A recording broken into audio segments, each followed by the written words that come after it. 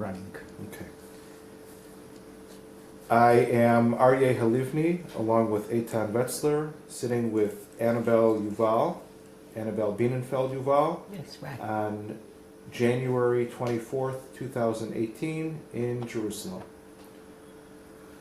Why don't we begin a little bit about where your family came from. If you knew your grandparents or even your great-grandparents, or whereabout they came from. My parents came from Poland. They each lived in a small town. I don't think the names will be of interest to you. My father came with part of his family, including his parents. They came to the United States in 1910. My mother, at the age of 17, went to the United States in 1920 to Chicago, where 4 older brothers were living already. There was a lot of anti-Semitism in Poland, and she felt that she couldn't get a higher education there as a Jewess, so she came to the United States. My parents met in Chicago because my father opened a branch of the family business there. That was in 1925. In 1926, they were married, and I was born at the end of 26. What were your parents' names? My mother's name was Lillian Lippin. It was shortened from Lipinski, which is a Polish name. My father was Benjamin Bienenfeld. He liked to call himself Boaz. But in Hebrew, in all the documents, I think his name was Binyamin. I did not know my maternal grandparents. They remained in Poland with other children, and they died in the 30s, fortunately before the Shoah. My paternal grandparents, I knew as a baby, but they lived in Brooklyn, New York, and we were in Chicago. And in 1930, both of these families were very religious. My grandparents decided the remainder of their years to spend in Palestine, Eretz Israel. And in 1930, they went by ship to Palestine. They lived in Jerusalem for a year, but found it too cold and damp in the winter, and subsequently moved to Tel Aviv. My father had 5 brothers and a sister, and they took turns, most of them, staying with the parents in Tel Aviv, or at least being in the same city. In 1937, my father went to visit them, and he brought back 2 nephews who had been there so they could go to high school in the United States.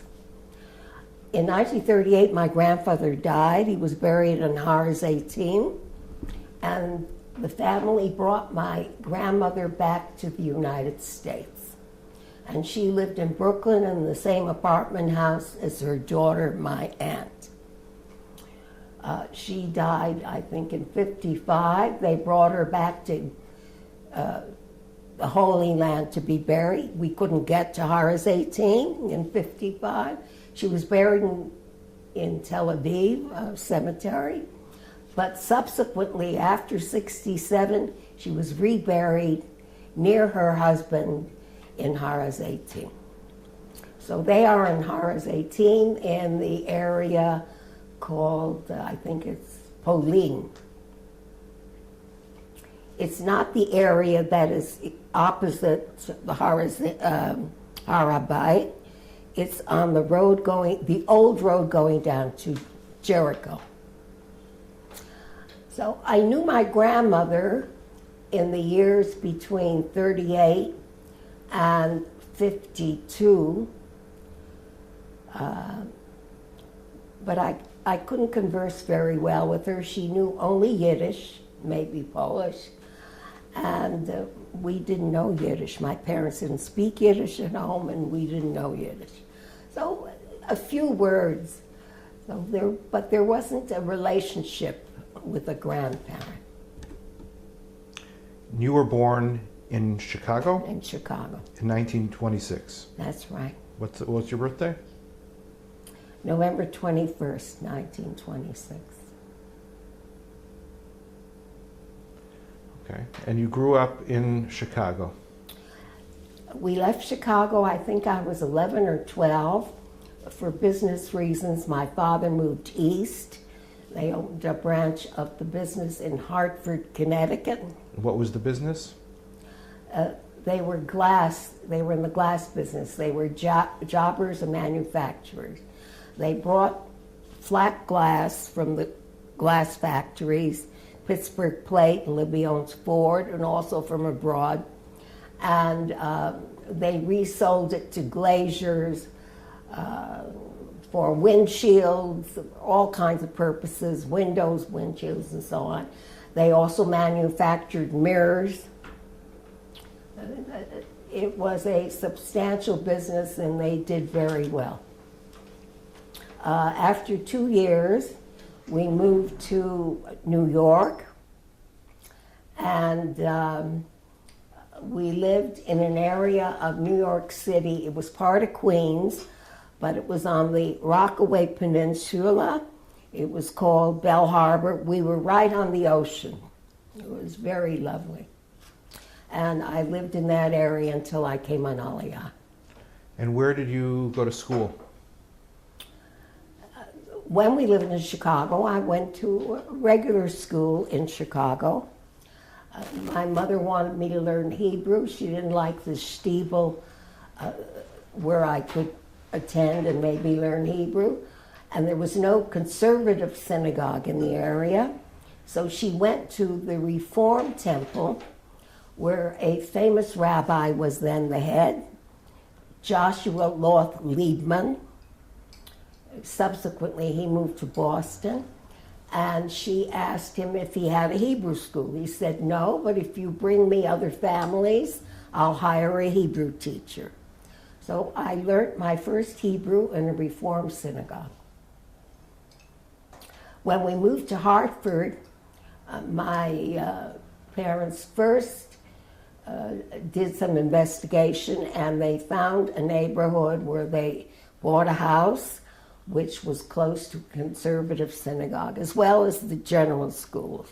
And there the rabbi was Morris Silverman, very well known. He's no longer alive. He edited a prayer book, the conservative prayer book. And there I went to Hebrew school, Sunday school. In New York, the same thing happened. My parents first investigated the neighborhood to make sure there was a synagogue, etc. And we landed up in Bell Harbor. There was a very large congregation led by a really fantastic leader in conservative Judaism, Robert Cortis. He was also professor of Bible at the JTS, Jewish Theological Seminary, and he had a big congregation. He was an outstanding scholar and teacher and rabbi. It's related to Daniel Cortis? He is the grandfather of Daniel Cortis. Daniel Cortis' father was, I forgot his name, who died last year or 2 years ago. Mm-hmm. So he was Daniel's grandfather. It was the rabbi of the shul that you were... Yeah, Temple Bethel. There I went to Hebrew school, and I was in Sunday school, and although I was a teenager, I also taught a Hebrew class to Kita Aleph. All right. Do you remember anything about Robert Cortis? Yes, he was a fantastic man. He was a great influence in my life. He and the other leaders in the community decided in 1945 there were no Zionist youth groups there. There had to be Zionist youth groups. And they made arrangements, and two of us went to Brandeis Camp, which is the time, many people on your list will have been to Brandeis Camp, was the Zionist leadership camp in the United States. Then it was located in the Poconos, led by a man named Shlomo Bardin, an Israeli. And after the session there, the leadership session there, the Zionist youth organizations pounced on us, and we formed a junior Hadassah group in Bell Harbor. And I was going at the time to Hunter College, and there, she's on my list, Judith Shuval. She was the person who was requested by the Zionist organizations to renew a Zionist organization on campus. And we met. We were both at the same college. We hadn't met before. I think she was a year ahead of me. And ISFA was set up in December 1945. Let's take a step back before we get up to that. While you were growing up, so do you remember, I know that your grandparents were living in Palestine, but was that something that was talked about at your home? Was Zionism something that was talked about in your home? Yeah. My mother had a fantastic memory. My father was very busy in the business, but she told us stories. When she was a young girl, she belonged to something called the Herzl Society in Poland. She even gave me a necklace with a metal inscription or showing the face of Theodor Herzl. I have it someplace here. I tried to find it. I couldn't find it. And they were very good Jews, but very good Zionists. They backed Herzl's program. And I don't remember in Chicago, but I remember in Hartford and, of course, New York, my mother's active participation in Hadassah, in Youth Aliyah, in the Women's League, which was the conservative synagogue organization for women and so on. They were a family very Jewishly inclined, very Zionistly inclined. When we lived in Hartford, my mother found out there was a group of young Judea in the neighborhood, and she made sure that I was a member. I think we were only girls, and we had an adult leader. That's not always the case in young Judea. Maybe in those days it was. But the woman who led us was a daughter-in-law of Sholem Aleichem. It was a very Jewish Zionist nucleus of people with whom we came in contact. Rabbi Silverman's wife, Althea, was very active in the Women's League and made sure that my mother was active in it. And I remember once we all went it was spring vacation to New York. The Women's League, the women had a convention, and there my mother met a Mrs. Bienenfeld, whom we didn't know about. It was Emma Bienenfeld. Her husband was Jesse Bienenfeld, and he had been the rabbi in Syracuse, New York.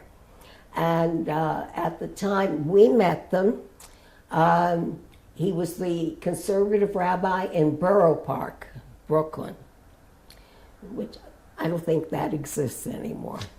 All right. They had a daughter and a son, and both of them came on Aliyah. The son was David, who's still alive. Unfortunately, he's suffering from Alzheimer.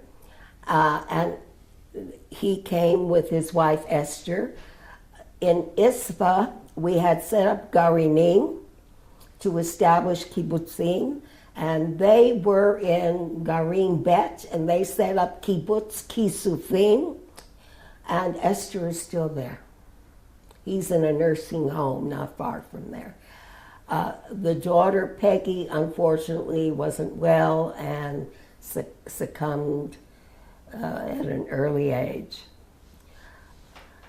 So then when you went to Bell Harbor, did you continue in Young Judea? I became a Young Judea leader. In other words, it was Young Judea and the youth group of the conservative movement. I forgot what the name is. So we turned that into a Young Judea group with Rabbi Cortis's permission. Did he speak about Israel or Palestine? Oh yes, he was a great Zionist in all his sermons. In those years, I don't think he had been there yet. He went subsequently. They had 3 sons, Robert and Fanny, Enoch, Levi. Levi is Daniel's father, and the younger one was, can't remember his name. I think he's in Boston, the head of some rabbinical academy. Because of the leadership in the conservative movement at that time, the conservative movement was the big movement of the Jewish community then. Today it's the Reform. They were all Zionists. And that was the backbone, I think, of the Jewish community.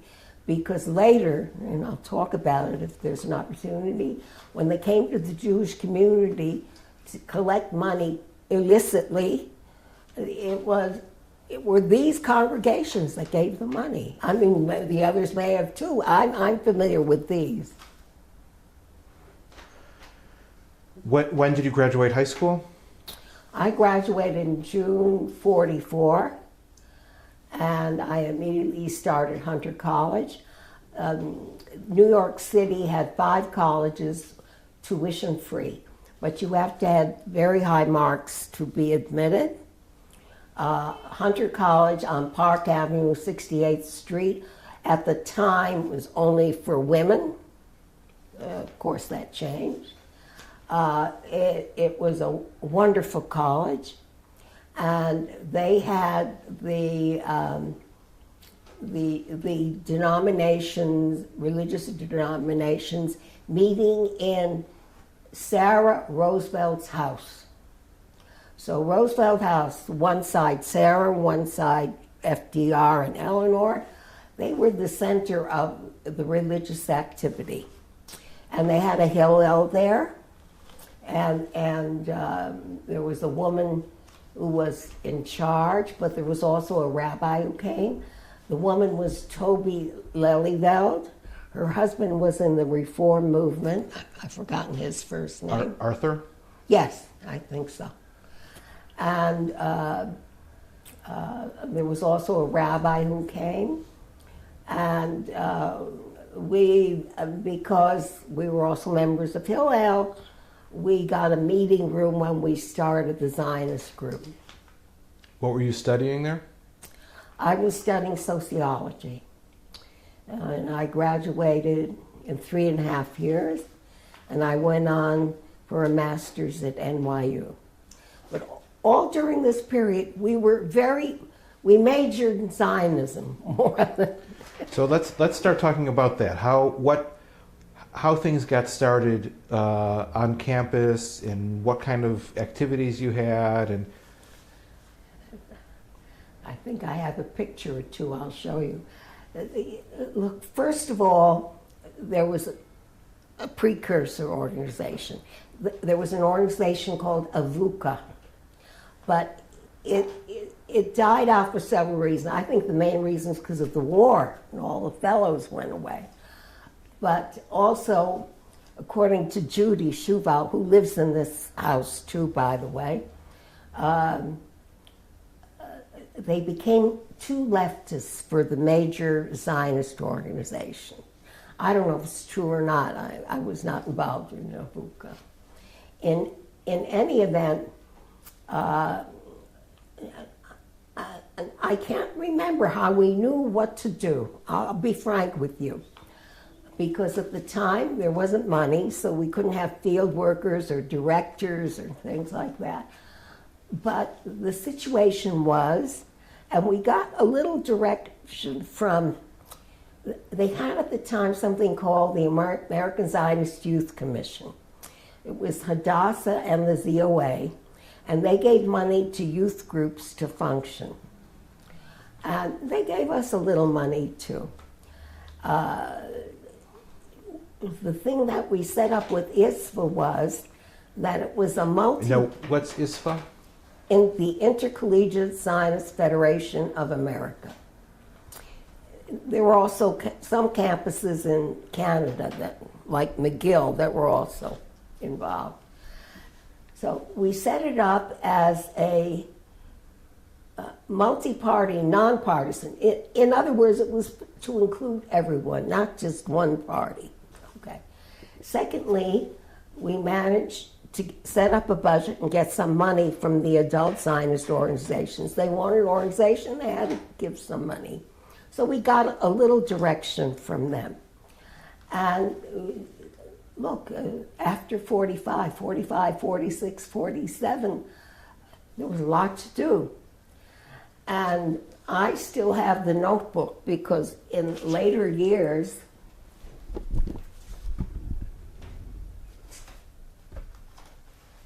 I volunteered in between graduating Hunter College and going on to NYU.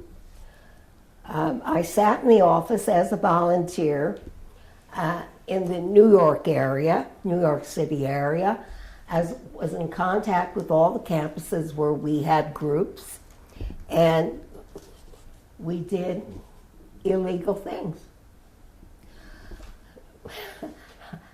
We sent young men and some women to Machal. Okay? We recruited young men, not the women, to help load the ships with ammunition.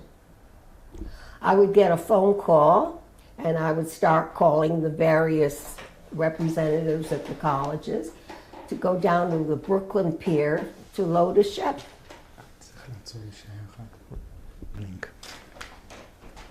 Okay. I have the names of our contacts at the various places. We couldn't go to the younger groups because they were too young. So it had to be college age, right? And the other organizations did it too. I'm not saying we were the only ones, but we were the ones that was easier for them, I guess, because we were organized, you see, and we were young men and young women to do these things. Our parents were giving money, which was also illegal, but we sent the people, and I have the names of people that we sent. I think it was called Hotel 14 for interviews to go eventually to Israel. And So tell me how this worked. Give me an idea of how you were now a volunteer. You were sitting, where was your office? I think I was at 1819 Broadway. That's Columbus Circle. The building isn't there anymore. They've got something else there. And whose office was this? I think I sat in I could be wrong, the Manhattan Zionist Youth Commission, which was funded by Hadassah and the ZOA. If I remember correctly, it was on the 3rd floor. The big Hadassah was also located at the time in the building, and so was Junior Hadassah. It was a Zionist building. And since I was in between, they came to me, help us out, okay? That was the New York region. We had the national offices of ISFA on 14th Street. When I was at Hunter, at one time I had been the chairman of the group at Hunter. And I put him on the list, Larry Frisch. His father was Daniel Frisch, the president at one time of the ZOA. He was married to my friend Marilyn Frisch. She's no longer alive. She could tell you plenty of stories. So it's good you're doing it now. There's still a few people of that generation. So you would be working there, and then who would decide what was needed to be done? Or would somebody call you? Would somebody give you direction? On these particular activities where we felt that we had to help, after all, this was just before the state was declared. It was early 1948. And someone would call. I remember meeting Teddy Kollek. I remember meeting, what's his name? He was then in the joint later, too. There was an American who was very active. Ralph Goldman. Yeah. Ralph Goldman, Teddy Kollek, all their people. The shlichim were involved. There were a lot of shlichim. They were involved too. And, look, the community was set on fire. They felt they had to help in some way. And our parents gave money, and we gave time, or in some cases went to Israel. Who'd they give money to? The name Rudolph Sonnenborn must be known to you. He was one of the key people in collecting money. And he had a friend who lived in Lawrence, which isn't far from where I lived. I think his name was Jaffe.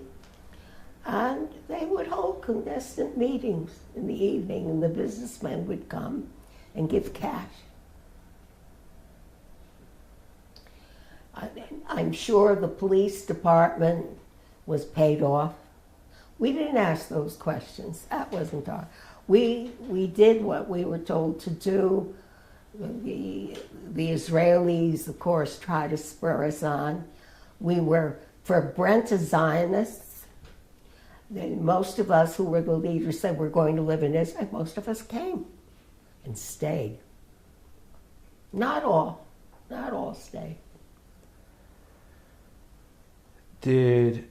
I heard something that at some of these meetings that people would give money, that people would actually women would actually take their jewelry and give that. Did you ever hear anything like that? No, I didn't. But in 1951, before I came on Aliyah in 52. 1951, I was on the Junior Hadassah National Board also. In ISFA, I was also. It doesn't matter what I was doing there. But in the Junior Hadassah National Board, I was a national vice president, and there was a meeting with Golda Meir in someone's home, not in the office, and she came to ask Hadassah for a loan of $1 million so they could buy wheat to be supplied to Israel. That made a tremendous impression on me. That Israel would come to a Zionist organization for help, and the Zionist organization was able to provide it. And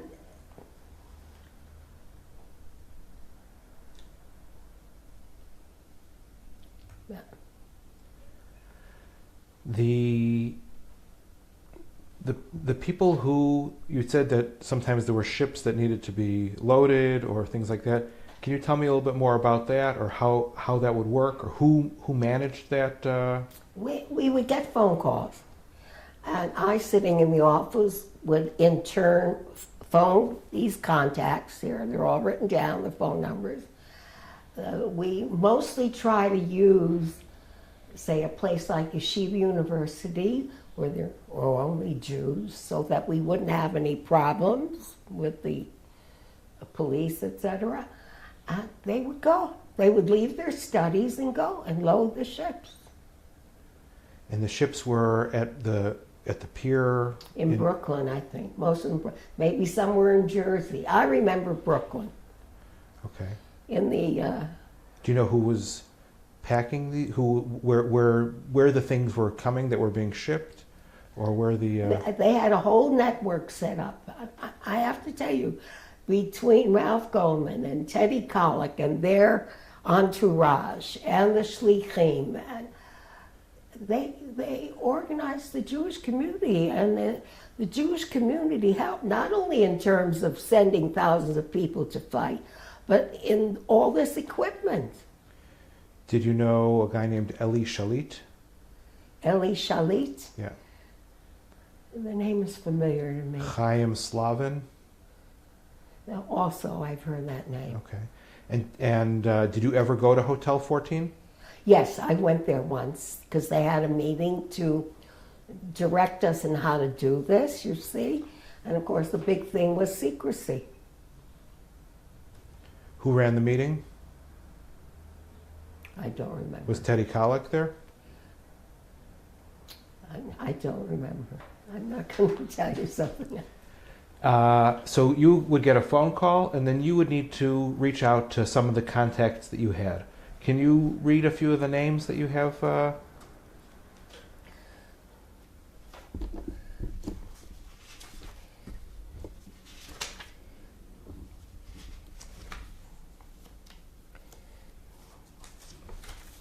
I think I went to the president trying to see her.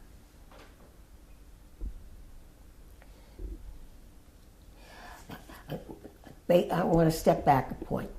They call this movement of people Machal. They called it L&L, Land and Labor. Okay?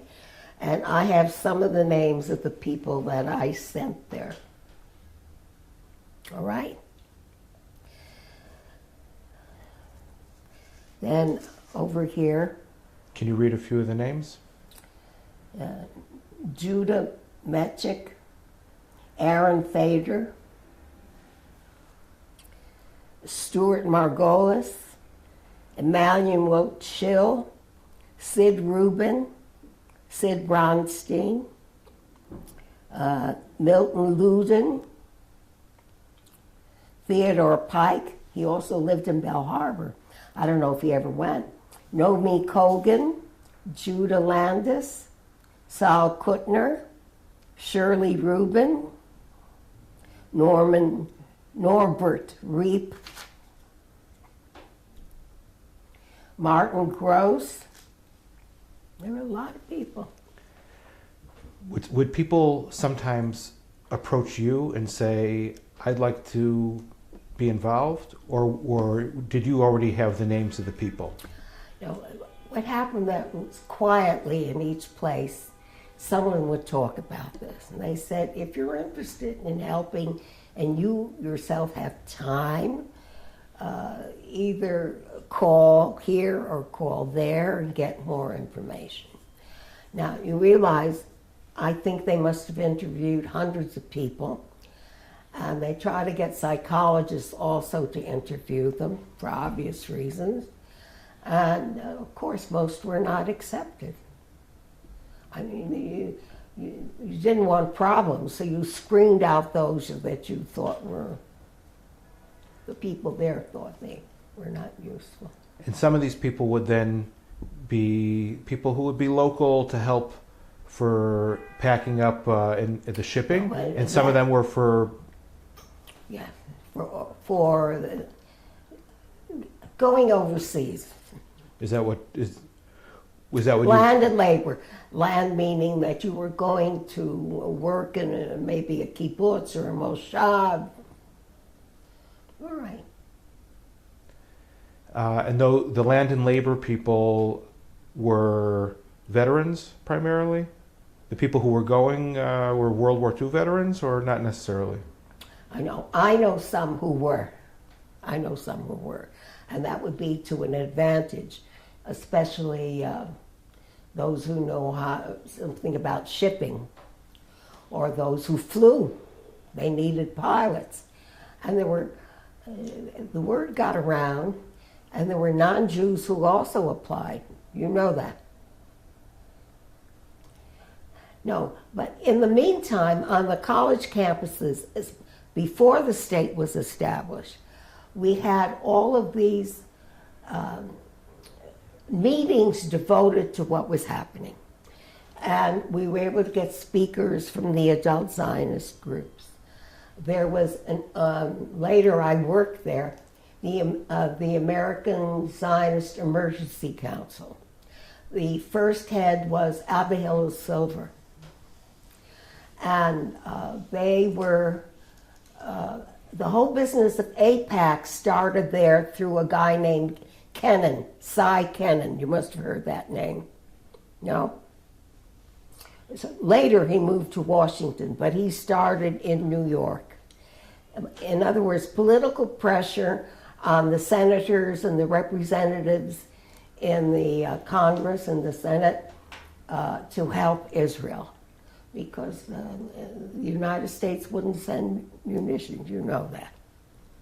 That's why it was done illegally, because the U.S. wouldn't send at that time. But in the meantime, we had all these political meetings, and I think I have a picture here where we're walking with placards on Fifth Avenue opposite the British consulate on the issues of the day. The American Zionist Emergency Committee was, what years was that? That was after? Oh, I think it started in the 40s. I think it started in the 40s. Aryeh Silver was the first chair.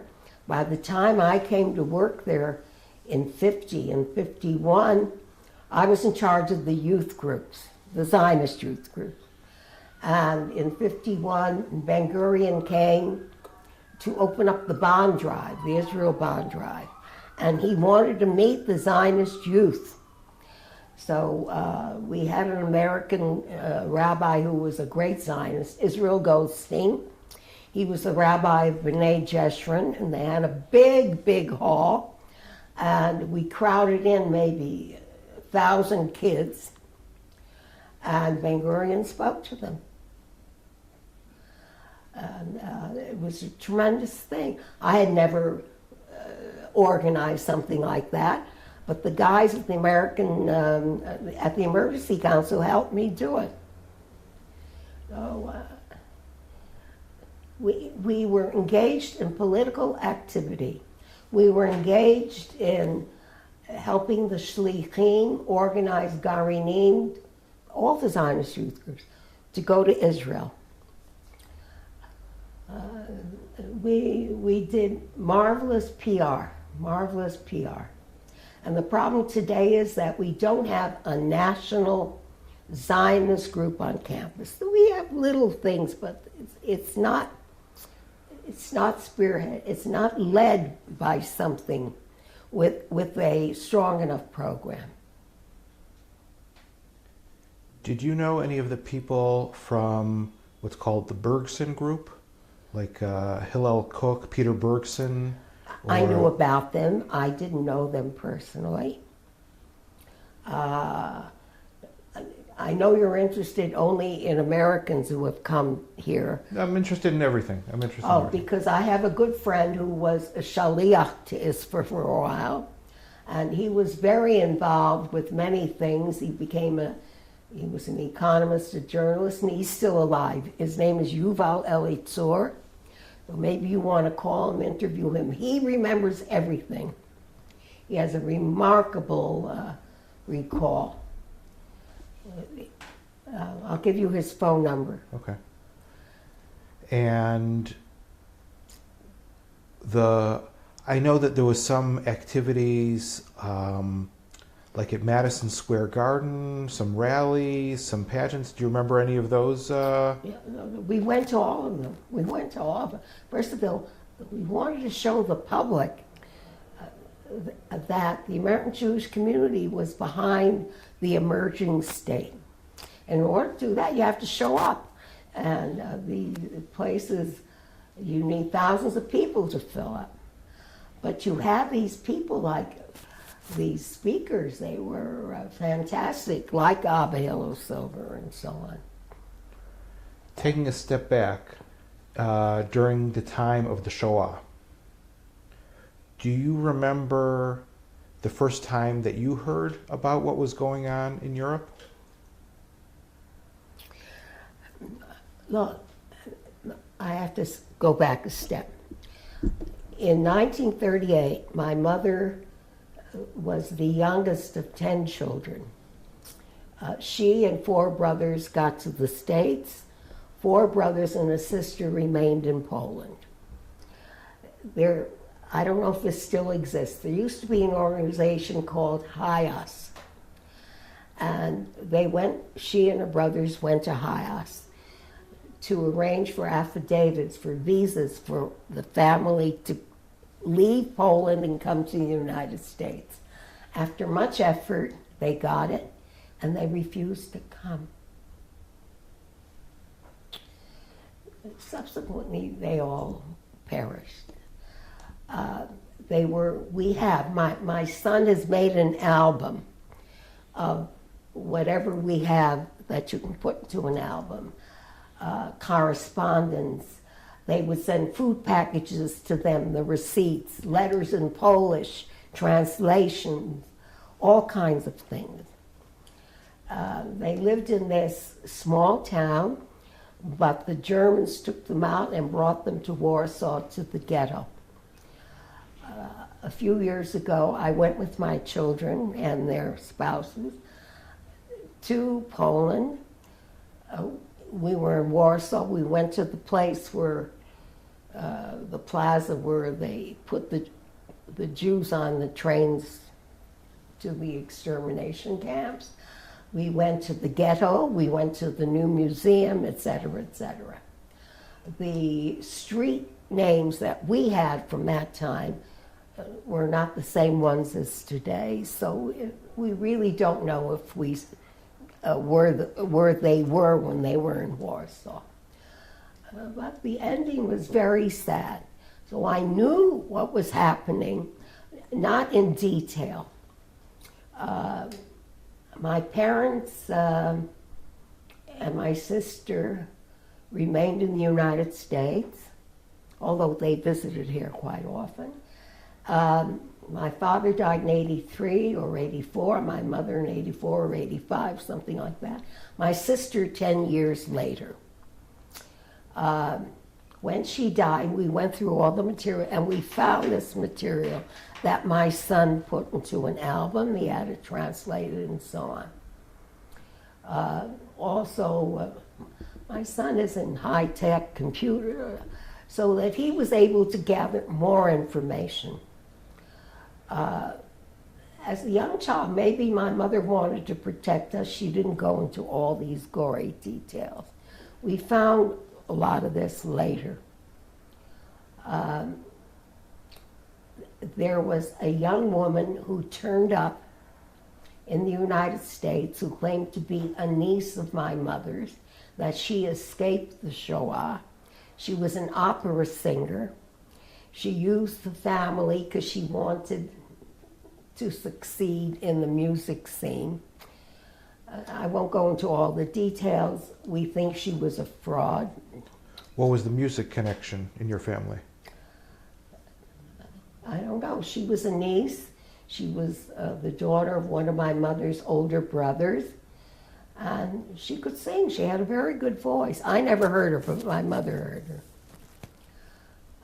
But that was the connection we have with the Holocaust.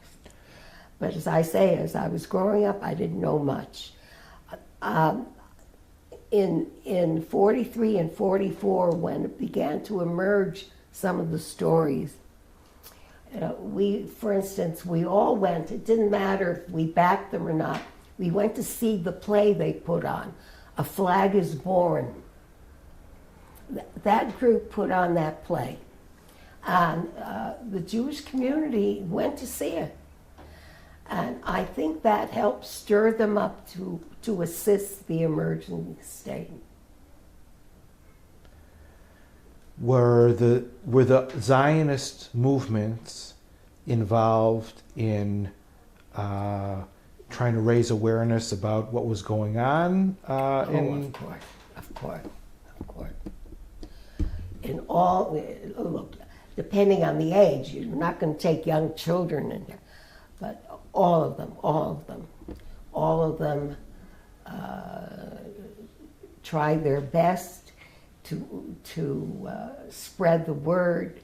They got, my mother, I remember, we first moved to New York, she went from door to door collecting dollar bills for the women's division of the United Jewish Appeal. And in the beginning, that's what people gave.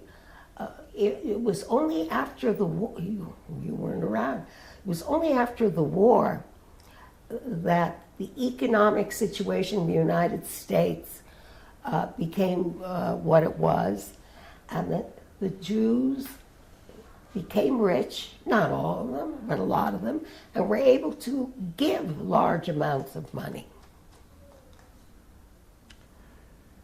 Do you remember November 29th, 1947, Yeah. or the period leading up to it, or anything?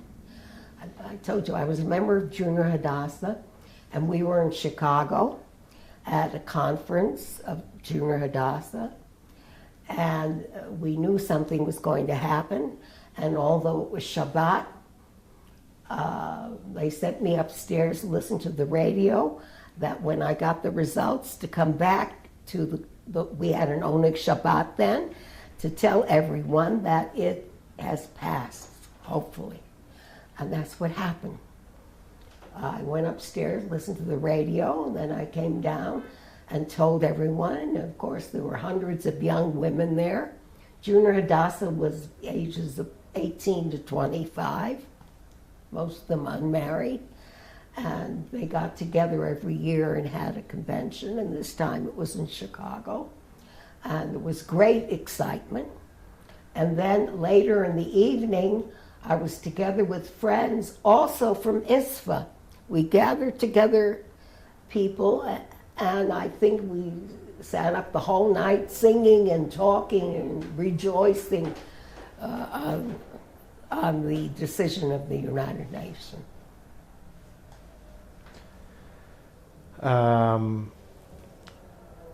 Okay, so you've been going to school. You're involved in ISFA, land and labor, Junior Hadassah, etc. You remember the state when the state was declared? You remember where you were when that happened? I remember very well because it was at a Junior Hadassah function in my neighborhood at a hotel. We were there for the weekend. Exactly what program it was, I don't know. But on Friday afternoon, when we heard the news, and all through Shabbat, there was great rejoicing, and the state was established. Yeah. And you continued to be involved at that point. Also, I imagine there were still people being sent for Machal and things like that after the state was declared. That's right. People to help in many areas. I went on to graduate school, but I was still involved in ISFA and Junior Hadassah. And in 1950, I came to Israel. ISFA organized, starting in 1949, ISFA organized a summer program in Israel. The state had hardly been established.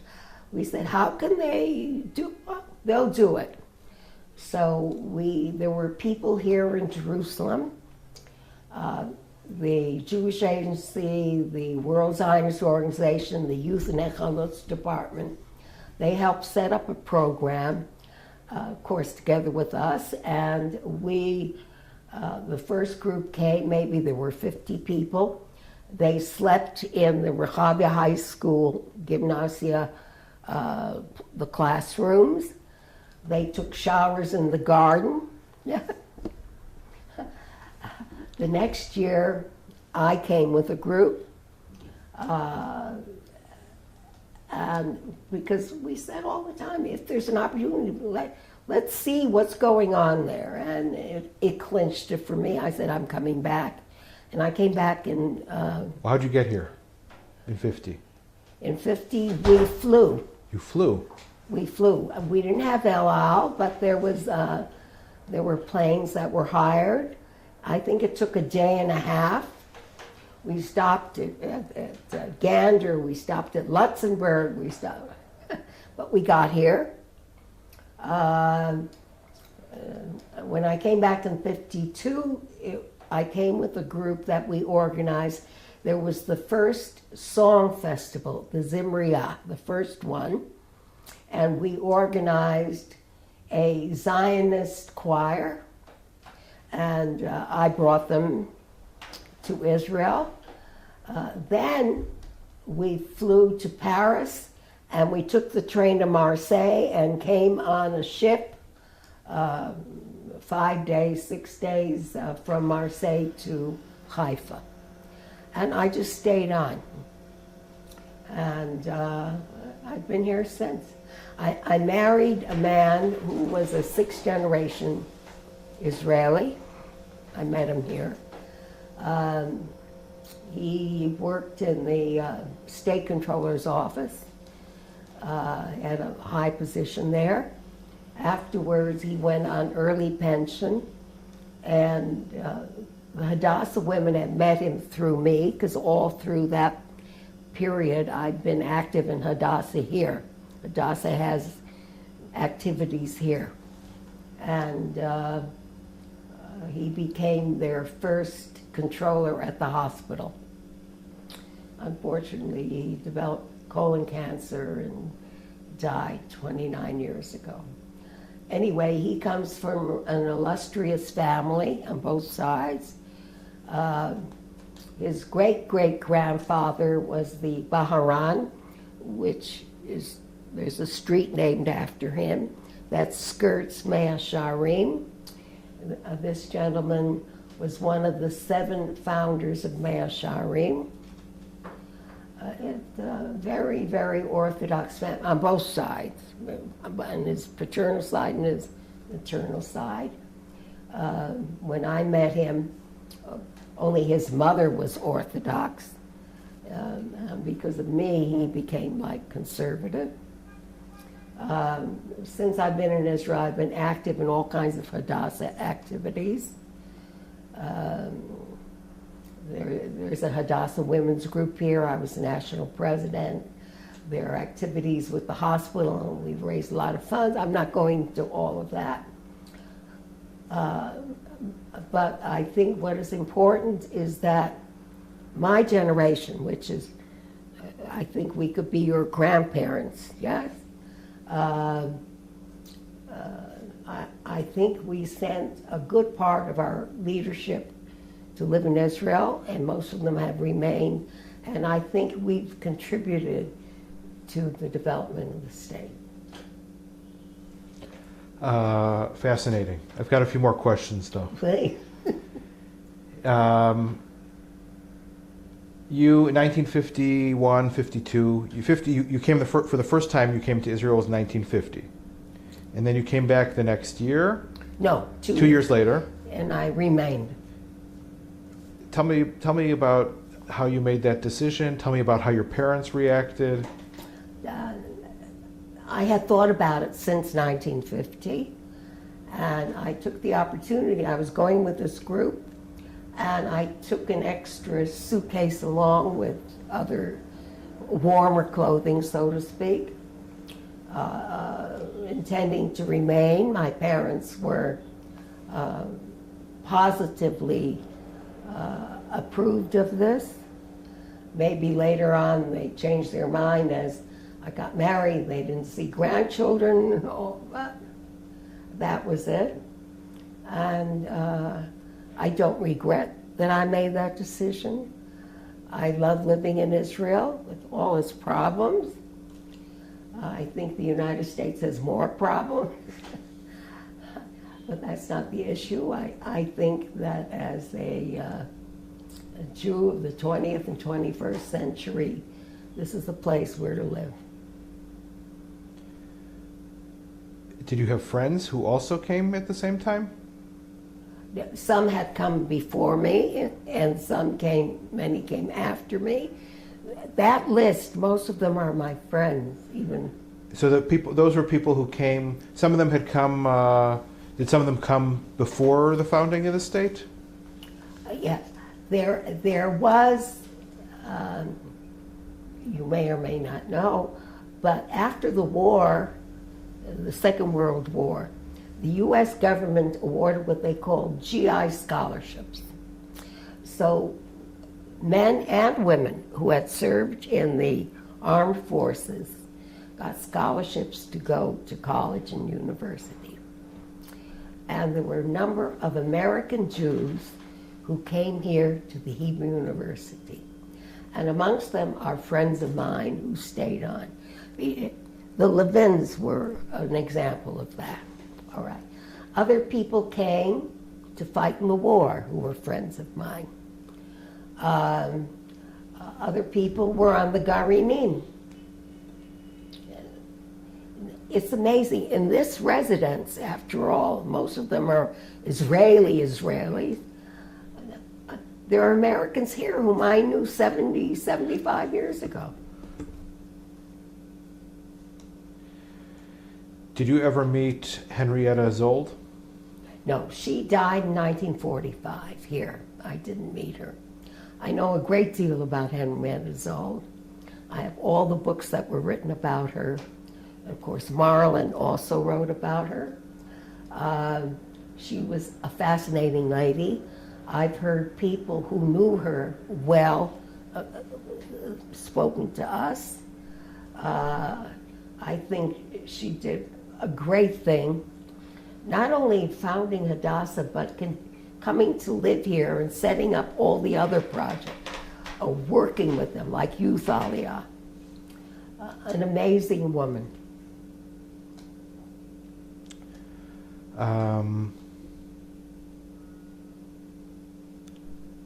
How did you think about, or how did you feel about the fact, you mentioned before that a lot of the things that were going on at that time were illegal. The money that was being raised, recruiting people to come serve in what in effect was a foreign army. Were you nervous? Were you concerned? Were you conflicted? Did people talk about that at all? Or was this something that was very... We wanted to do our part, our small part. And we realized that, some did, that some of us could not go over and fight there. We weren't trained to be fighters. And in our small way, we would do this or do this or do that. And we did it, but it was mostly in specified groups. And we tried very hard that the people should keep it secret. We didn't want, there were people who spent time in jail. I've forgotten the name of the man from Las Vegas. Greenspan, Hank Greenspan. He was in jail. He was in jail. The others, I don't know, they closed their eyes or they were paid off, I don't know. But we felt that this is something that we could do. I don't remember talking about it, worrying about it. Were there close calls, like about the FBI or people finding out?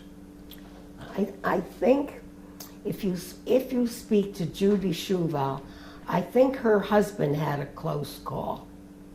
I'm trying to remember, because he's one of those that came over then. Something in Jersey City with shipping. Did you ever hear about that story where the FBI got called in because of what I had heard was, go ahead. I don't think did I put Murray Greenfield on that list? No, but we've interviewed Murray. You've interviewed him? Yeah. And he didn't tell you anything about a close call? I'm just curious if you remember anything. I don't remember that. It could be, but I don't remember everything. The Aliyah Bet, was that also, the people who were volunteers for that, was that also part of the same Machal, No, the Aliyah Bet preceded that. The Aliyah Bet started even during the war.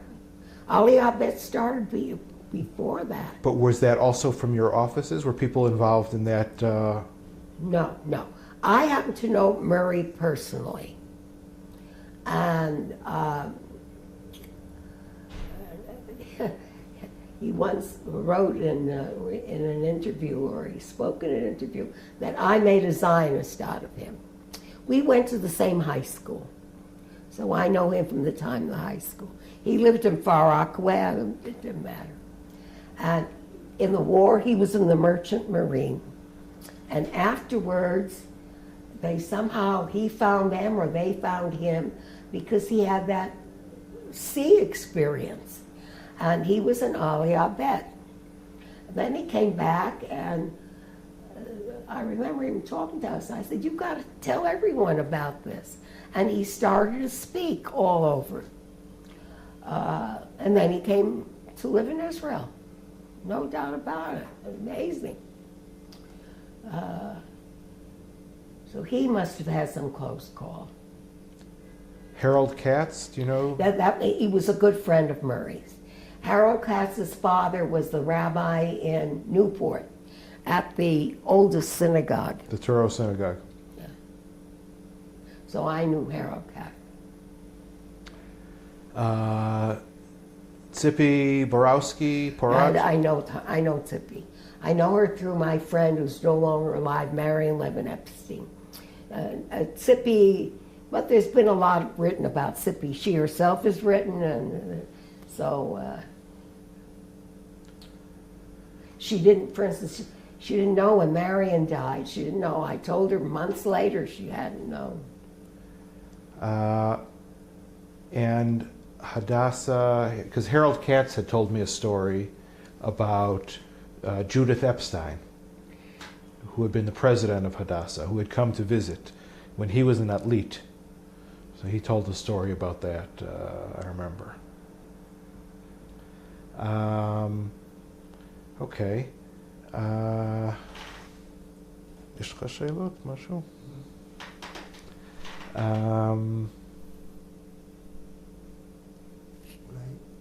רק איך נגיד התייחסו אנשים וחברים וזה לזה שהחליטה להשתקע בישראל, אבל כבר אולי קצת דיברת על זה. Were there any people that were surprised that you were either involved in these things or that you came to settle in Israel? Anybody that gave you a hard time about it? Fortunately, I was able to visit my family. I'm talking about monetarily, or they would come and visit us. Many of my friends didn't have that advantage. Now, I remember one of the first times I came, and the kids were little, they were like this, to visit, and I found out there was no junior Hadassah group anymore. I said, what happened? I was talking, because they had 5 Hadassah groups there. There's no more Hadassah. Well, they had the hurricane. Sad story, what happened is the Jewish community, my community. But at that time, I said to them, how come there's no longer a junior Hadassah group? So one of the women, came right out and she said, we don't want our children to go to Israel like you went. So that's when I realized it wasn't a very popular thing to go to live in Israel. That the families were not back up, were not happy about it. It's understandable. And those people who were able, like you, to bring your family, or they came eventually, that's one thing. But others,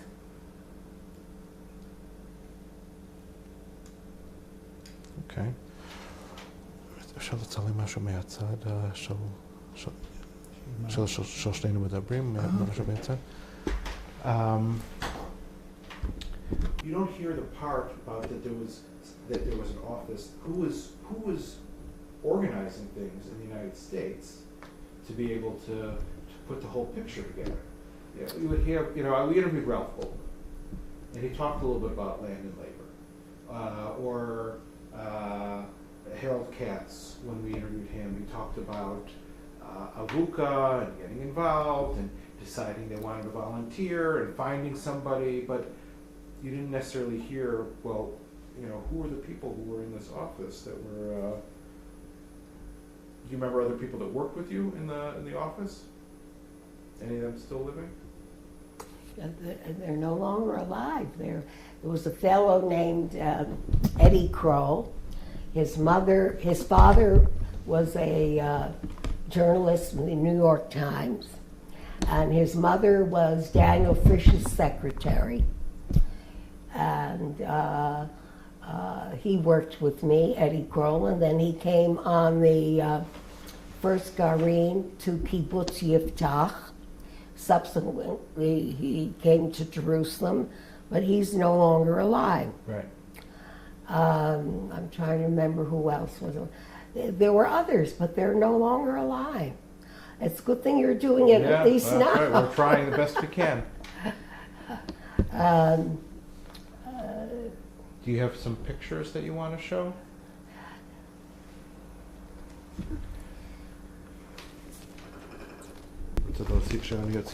זה יותר טוב, כן. אתה יכול להציג. Reform movement, where we're not reformed, we're more religious. But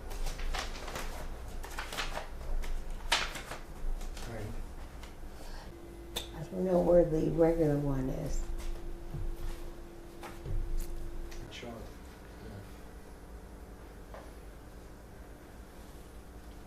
Here I am.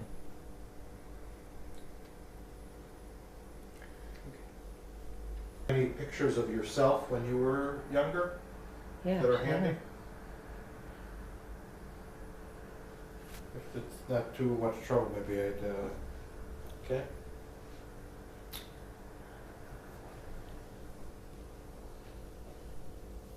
What should I take down for Yeah, I had someone redo this, and I don't know where he put the albums. down here? Now that's my wedding album. There's something here. No, these are the wedding album.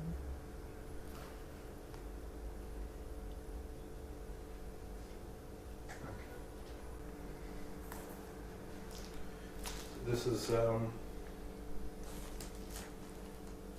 That's the Robert Cortis, yeah.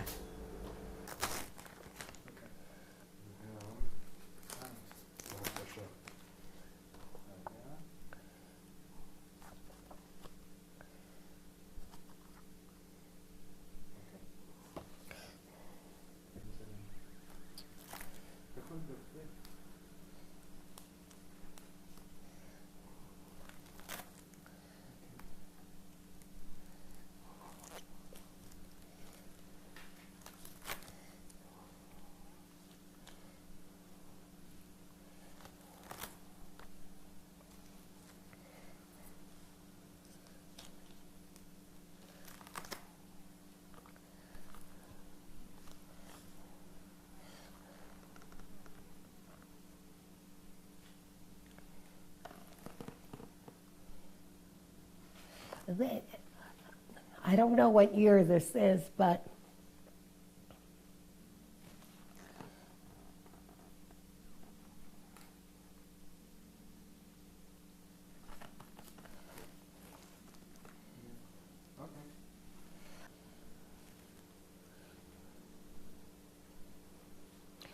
would you like something warm to drink? no, I'm good.